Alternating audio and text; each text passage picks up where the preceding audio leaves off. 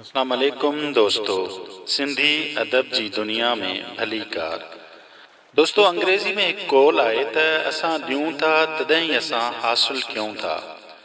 दुनिया ठाहिण वारे दुनिया जो ही कानून मुक़ररु कयो आहे त जेको हिते ॾींदो आहे उहो ई हासिल कंदो आहे।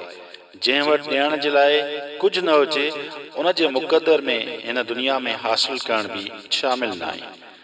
दोस्तों, असांजे चइनी तरफ़ खुदा पाक दुनिया में उन उसूल खे इंतिहाई कामिल सूरत में क़ाइमु करे रखियो आहे। हिते हर शइ खे पंहिंजे वजूद खे क़ाइमु रखण जे लाइ ॿियनि खां कुझु वठिणो पवंदो आहे, पर हर शइ जो इहो हाल आहे जो इहा जेतिरो वठे थी उन खां वधीक ॾियण जी कोशिश कंदी आहे। मिसाल तौर ते वण ते नज़र विझो। वण ज़मीन मां पाणी ऐं मादनियात वठंदो आहे, इहो हवा मां नाइट्रोजन वठंदो आहे, इहो सिज मां गर्मी वठंदो आहे ऐं अहिड़ी तरह पूरी काइनात खां पंहिंजी ग़िज़ा वठंदे पंहिंजे वजूद खे कामिल दर्जे ताईं पहुचाईंदो आहे। पर तंहिंखां पोइ उहो छा कंदो आहे? उन खां पोइ उनजो सॼो वजूद ॿियनि जे लाइ वक़्फ़ थी वेंदो आहे। उहो ॿियनि खे शाम ॾींदो आहे, उहो ॿियनि खे काठ ॾींदो आहे, उहो ॿियनि खे मेवा ॾींदो आहे। हू सॼी उमिरि अहिड़ी तरह पंहिंजे पाण खे ॿियनि जे लाइ वक़्फ़ करे रखंदो आहे एसी ताईं जो पाण ख़तम थी वञे।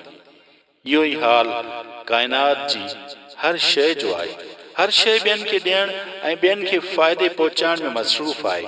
सिज, जबल, हवा समेत हर शइ ॿियनि खे नफ़े पहुचाइण में लॻियूं पियूं आहिनि। काइनात जो दीन नफ़ो बख़्शण आहे, हक़ तलब करण न। दोस्तों, हिन दुनिया में सिर्फ़ हिकु ई मख़लूक आहे जेका ॾियण बदिरां वठणु चाहींदी आहे। इहा मख़लूक इंसान आहे। इंसान हिकु तरफ़े तौर ते ॿियनि खे लुटींदो आहे, उहो ॿियनि खे ॾियण बदिरां ॿियनि खां वठणु चाहींदो आहे। इहो नफ़े बख़्श बणजण बदिरां नफ़े खोर बणजणु चाहींदो आहे।